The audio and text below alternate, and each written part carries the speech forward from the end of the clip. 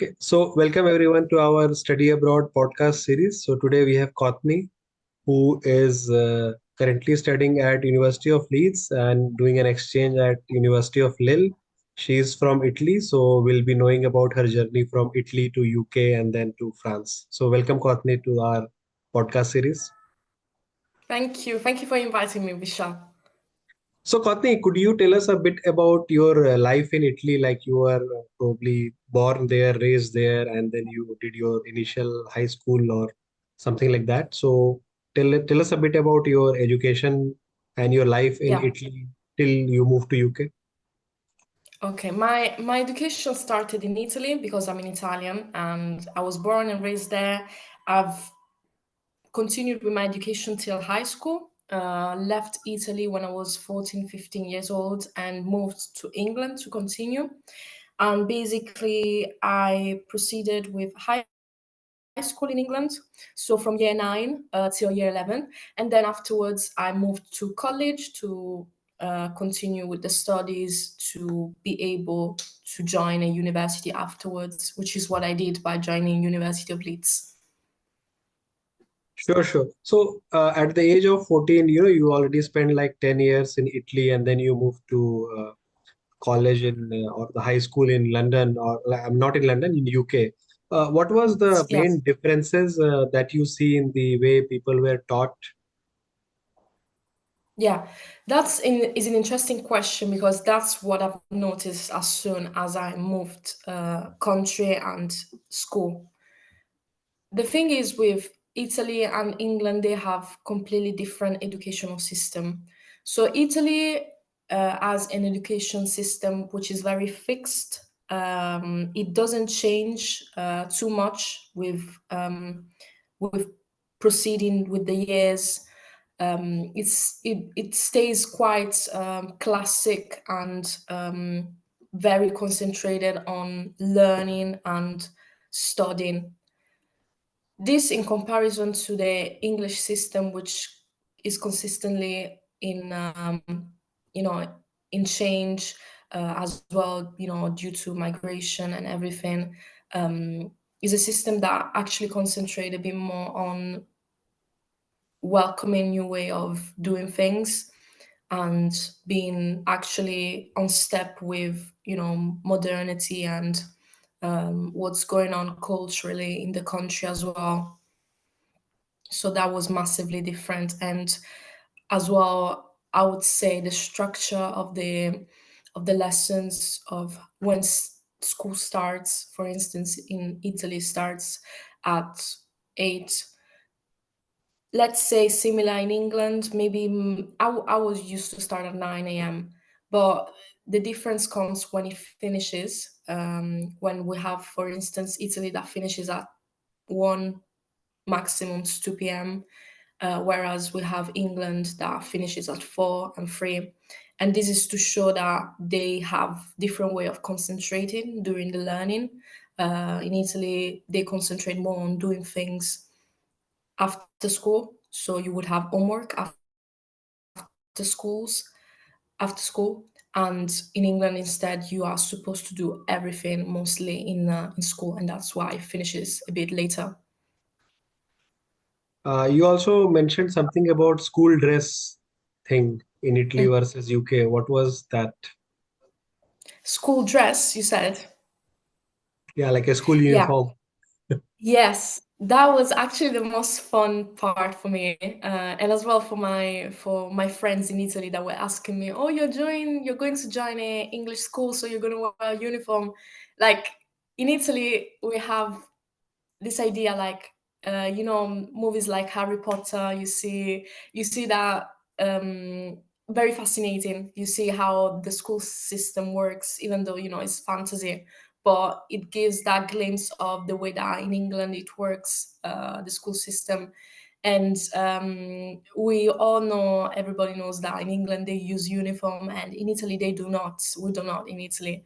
And I think this is a very positive thing that I was very happy to have when I was in England, having a uniform, everybody dressing equally, not being judged, being, let's say, based on what are you wearing, and this makes it more simple in terms of maybe avoiding bullying based on how you look. And I think it was very fun because it made it even easier to choose something in the morning, which is very, very difficult as a girl sometimes when you want to, you want to go somewhere. But it makes it simple if it's one thing and you just wear it every single day. So in Italy, you are saying that every day you had to decide what to wear, and that was like a very time-consuming thing. Yeah. Yeah, very time consuming and as well expensive because obviously you don't want to, you just think that you don't want to wear they're always the same thing, and you try your best to diversify, let's say like that. Yeah, yeah. So when the rule is that you don't have to change uniform, then there is no choice also that you have to buy a new uniform. It's the same Yes, thing. yes, Two or three yeah, pairs, you just wash and clean and wear it again. yeah. Exactly, exactly. And maybe, potentially in English school, there's sometimes a day where you don't wear uniform. That happens, but very few times. But if sometimes people are, tired of always wearing the uniform, there is that break, which is one day usually every term, something like that. Sure, sure, sure. So when you went from Italy to UK, your English was already good, or you had a problem understanding the British accent that time? I'll definitely say that I had a problem understanding the British accent, especially where I'm from in England is West Yorkshire. So the accent there is quite strong. And in Italy, I was learning English. I think in educational system in Italy, the English is taught well, at least grammatically. But in terms of maybe speaking and listening, obviously you don't have always native teacher that teach you while you're learning, so that influences the way that you might think that a word sounds like. And in reality, when you go to places where there is English as a native tongue, you see the difference between what you're actually being taught and what is actually the reality. And in England, definitely, I had to get used to the speed of talking, the way that people would use slang as well, and the way that I would need to correct even my own words and way of saying the words because they didn't sound right to the person I was talking to. And that was yeah, a very important moment to just get better with the language, the English language. So did you sometimes get frustrated that why this person can't understand me? Definitely. To be fair, I got frustrated maybe when I was trying to express myself and people would not understand and maybe they would laugh at me. In that moment, I would just like feel embarrassed. And it was obviously I could not help it because by making those mistakes, I could correct myself. But in that moment, you feel embarrassed, and I went through that stage as well. But you have to keep going. It's very important to not let maybe a moment that is embarrassing, awkward. Some people would call it awkward, and I think it describes it very well. Those moments do not feel very comfortable, but you have to go through them in order to be able to improve. And I had to. Did it also force you sometimes that, okay, maybe I should make friends with Italian people only and forget the locals? The thing is, I did not have that choice in high school because I believe there were not Italians in my high school, at least in my year group. But if I had Italians in my year group, I probably, maybe in the first days, I would make a friendship, form a friendship with them, but I would not focus too much to be around Italians, just because I had as a goal to improve my English, and it's very good to be around people that prioritize that, and that would be with someone that speaks that language as a first language. And the same is similar now that I'm in France, which I think it makes sense. Yeah, yeah. Obviously, it makes more sense to hang out with the people whose language you want to learn. but at times maybe they are Uh, not so comfortable with you, hanging out, because now they think that you are yes. using them to learn the language, but what do they get out of it? Well, that's another thing.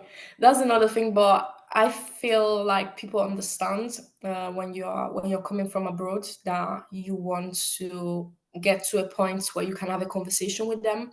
So it's beneficial for the person that you're talking to that speaks that language to make like help you. So like that you can speak more to them and you can have much more, um much more better conversations in general. So both sides, they benefits both sides. Sure, sure. And I think, in this conversation, the communication of languages, the hardest part is understanding the humor, the jokes, and the slangs, Yes, because that very doesn't true. translate that well, right? Now you are thinking that, okay, how can I tell a joke? And then you have all the jokes in Italian, let's say, and then you want to say it in English, but you cannot just translate that word by word. You have to maybe find an equivalent English phrase or something that maybe resembles to that, or maybe explain them that what does it mean. Then they'll understand that, oh, it was a joke or a slang or something. Very true, Vishal. Yeah.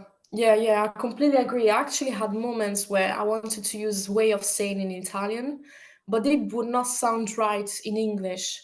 If I would have an example, I would say it now, but I don't have it at the moment.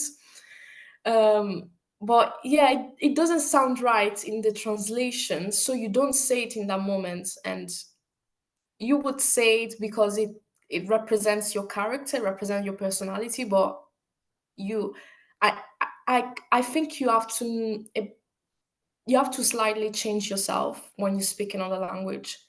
Until you don't get fluent with it, you are very limited to show your true self. As you took this perfect example, which are the jokes. You can't make them even when you are a person that likes to make jokes. You can't make them if you don't speak that language, and you have to wait to to show that side of yourself as well. Did you also see like some English movies or British movies to improve your accent and listening skills? I definitely did. I watched few movies. I used to watch American movies when I was in Italy, and in fact, that was influencing my accent um, in a sort of way. But when I came to England, yes, I remember I was watching um, specifically. Oh yeah, for instance, Dairy Girls. There was this. This was actually Irish, so there was a bit Irish accent there. But movies on Netflix, series on Netflix. Skins. I was watching Skins, which is truly a British series, and that made me to get used to the speed of talking and as well the way of saying things and slangs. Yeah, that was useful. Sure, sure. So coming to your Leeds decision, you probably had few colleges, few universities in your mind before you decided to went on Leeds, or you had like Leeds was the only choice or only thing that you applied to. Yeah. Would you like me to say the name of the unis that I had the Yeah, option yeah, yeah. for? Sure, sure. Please, whatever was in your list or in your mind, you can tell some of Okay. them and explain why you chose Leeds versus them. Yeah. Your personal Okay. experience, obviously. It's not a very generic, anyways. It's your personal choice. Okay. Perfect. Basically, in England, you get to the point of reaching the final year of your of your college. So when you reach the final year, which is year 12, if it's a sixth form, year 12, or second year if it's a college, you would have to make a choice either to continue with your education, which is what I did, and it would be option internship or doing year industry with a company or going to university. My choice was going to university, and in fact I had to receive support from my tutor, from my teachers, in order to develop a personal statement which would make me ready for university and to showcase who I am and why I chose I want to study to the university that I wanted to study in. So you have to go through a process which is UCAS. UCAS is the entity that um, makes you able to put choices, which are five in total, choices of university that you would like to go to. And my choices were first Cambridge, which is the one that I applied as my first option, because you have to choose two that you would have to be your first option, and one is insurance in case you don't get the first option. So my first one, Cambridge. Second one was University of Leeds. Third one was Newcastle University. Fourth one was Warwick University, and fifth one was City University of London. So from all the universities I applied to, I got four offers. And the one that I actually wanted to go to, which was Cambridge, I was able to do the interview, but I didn't pass the interview stage. So I was rejected from Cambridge, and I had the possibility to use my insurance in this case, which was University of Leeds. And University of Leeds, I chose it because there was an interesting subject course that I was interested in, that was politics with a language, and the language part was from scratch, which is it was useful in my case because I didn't learn the language that I wanted to learn to understand and learn at university, which was French in this case. So for that reason, I chose University of Leeds. I was not very eager to go to this specific university because it was very close from where I'm from, which is Bradford, and I wanted to go far away. And this is what is common, I think, even with the people that are hearing this podcast. When you want to start university, you want to go somewhere else. You don't want to stay close to where you have been growing up or studying. So that was my feeling, and that was the feeling that was preventing me to be fully happy about my choice with University of Leeds. But you see the quality of the university at some point when you start. You see the options that they give you. You see the opportunities that they give you. You see the way that they make you learn, and effectively you implement that learning. You see all those things that you don't think about while you are applying for that university. And when you get to that point that you've seen all these things, you realize that, there's more details like how far the university is from my home, how far it's from what I'm usually in, which place I'm usually at. Like it doesn't matter at that point anymore. And that's definitely what happened with University of Leeds, despite how I was feeling before. Now that I'm literally in my third year, I'm massively happy about the choice, about how things went, despite the rejection, despite the fact that it wasn't my first choice. Like everything worked together for my good at the end. And I've been very satisfied since then. Yeah. And this UCAS, you can apply to five, six universities. Is there a limit of number of colleges you apply to? The thing with UCAS is five, the limit, at least when I was applying. But some things have changed recently. For instance, the way that you have to apply now is not through personal statements, but through some questions, I believe. So some things have changed, but the limit of the university, I believe, it remains the same, which is five. And did you had to write any test or something, or it was just a statement of purpose? Any recommendation Yeah, letter you needed? great question. The thing is, it depends on your course. So in my case, I didn't have to do. No, for Cambridge, yes, I had to do tests.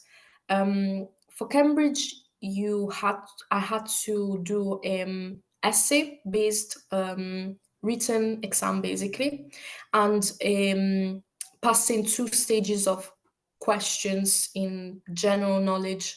So there are tests. Depends on your subject, depends which university you're going to. University, for the fact that are very competitive, they want to make sure that with the people that they have selected, they are interested in, they can take the ones that fits better with the university. And that's what happened, for instance, with Cambridge. But that's what didn't happen with Leeds, because Leeds didn't require me to do a test. But for some subjects like law, medicine, usually they require a test to be done. Sure, sure. And you had your schooling like in UK after 14 years, like after 14 years in Italy, and then you had your like junior college there also, and then you joined Leeds, right? Uh, how was the diversity of the crowd? Like you were saying in the school time, like the high school time, you did had many Italian people, but then at Leeds probably there were more Italian people than. Oh, yeah. And what was during your college time? Like, did you had? I mean, did Italian people increase as you grew older? Yeah, yeah, the thing, yeah, definitely it has increased. From high school, like nothing, literally, no Italians around, at least from what I was seeing and hearing. Maybe just some students with heritage, like Italian heritage, but not actually born and raised in the country.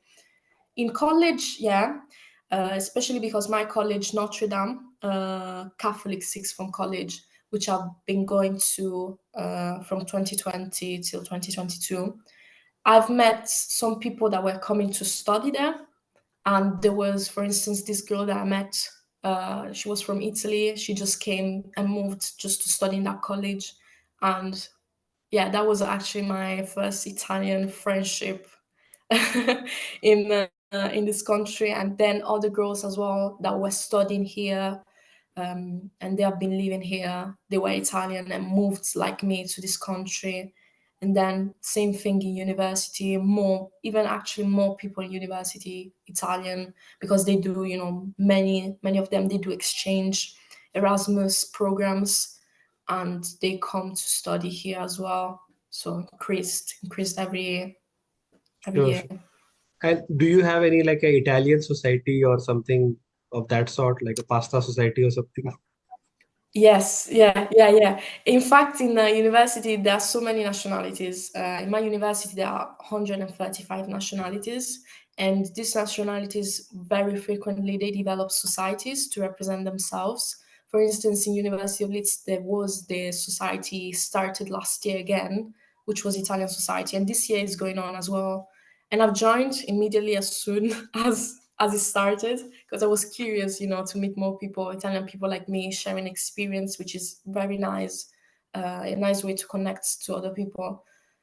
And basically, as soon as I've discovered it was there, I've joined, and yeah, is available still this year as well. What about the food adjustment? How did Italy versus UK college, university? Anything you had to compromise or adjust, or you tried like new food, etc., when you were with friends and all? A compromise in terms of university. In terms of like your food habits, like let's say you are used to eating pasta, spaghetti, etc., Yeah, etc., as Italian food, but then somewhere, yeah. like with your friends, like let's say your British friends, they wanted to do something else, like scrambled eggs or something. Anything like that happened when you had to like try something which was okay, maybe as an experiment, but may not be that okay to continue every day, maybe. Okay. Is it between countries or from university, from college to Both, university? both, both. Like Okay. the from the 14 to now, like last 7, 8 years. Yeah. What happened in your food habit? How That's did good. it change, or it didn't change at all? Yes. Okay. Well, the Italian food and the English food is completely different. So personally, I love the Italian food, and when I came to England, it was different. It was different because generally Italian food is more expensive here, and I just obviously I wanted to maintain my way of eating from Italy, which was very genuine, like very fresh, Mediterranean. And I, to be fair, in college, high school, no, actually high school, mainly my mom would cook for me, so she would actually make sure that I was eating well and quite Italian. But even though, to be fair, I feel like when I moved here, I started to enjoy more culturally different foods, especially for instance being in a certain cities where there is a majority of a certain ethnic group. I started to be curious about their food, and I wanted to try that, and I was quite open. quite open. Italian food is amazing, but it's not the only food in this world, obviously. So I had to try something else. And the English food, it was very simple. So there was not something very to try. But I've been open. I've been open since then to just try everything. I like food, so I don't mind. Sure, sure. And you had to cook your own food a bit, like because let's say maybe initially you were living with parents, so they helped you cook Yeah, and maybe you, but then you, when you yeah, went to your college or university, you had to like live separate and enjoy yeah, like, the cooking part, cleaning part, etc., all by yourself.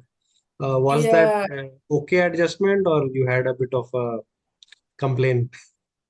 Yeah, the thing with adjustment for me was it wasn't a big thing because I was cooking as well when I was a child, like with my grandma, for instance, and even my mom, she would show me sometimes how to cook. So in that sense, I was not shocked to start cooking because I like to cook.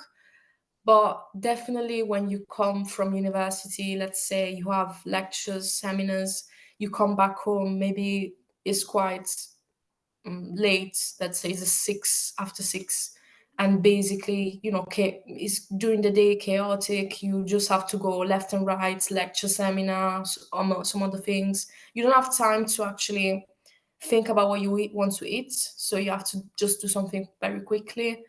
And as well, when you come back, you're very tired, and maybe you end up ordering food, which is something that I didn't struggle with, but I know many of my friends, they struggled with, like ordering food and just not eating any more healthy because they couldn't cook for themselves, because they were too tired or they didn't want to cook. So yeah, definitely there could be that part that would be a struggle at the initially if you start university, but you have to maybe find a way, an alternative way that could be even, um, doing things for more than one day, like a meal that you prepare and then you just do it like a big portion, and you just keep it for the week. Yeah, yeah. Sure, sure. So that's like a hack, like cook once and eat few times. Yeah. Sure, sure. And you are doing an exchange at University of Lille, right? So how did this exchange decision happen in your life? I had, obviously, with the course that I'm doing, I had a year abroad to go to. So I knew it since I started that I would have in third year the year abroad. And it wasn't a choice, it's compulsory to develop my fluency in French. And so far, um, being here in Lille, is a different environment, is a different people. I'm happy, obviously. I'm happy because I get a new experience. And it was something, having the possibility to choose University of Lille was something that the University of Leeds make me able to have because they have the connection with the university. So let's say universities usually they have their own connections with universities abroad. So it's not every university has the same connections. Different universities have different connections, and they had the connection here, and the city is amazing. The university is interesting, so it was a great choice for me to go here.